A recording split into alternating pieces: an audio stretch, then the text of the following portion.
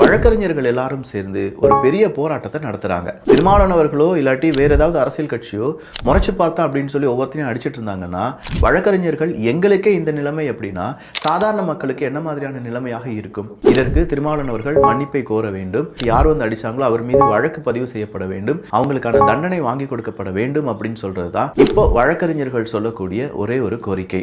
ஆனா திருமாவளவர்கள் கூட எக்ஸ்பெக்ட் பண்ணிருக்க மாட்டாரு இந்த பிரச்சனை இவ்வளவு பூதாகரமா மாறும் அப்படின்னு சொல்லி. மெஜாரிட்டியான வழக்கறிஞர்கள் ஒரே அணியில் நிற்கிறார்கள்.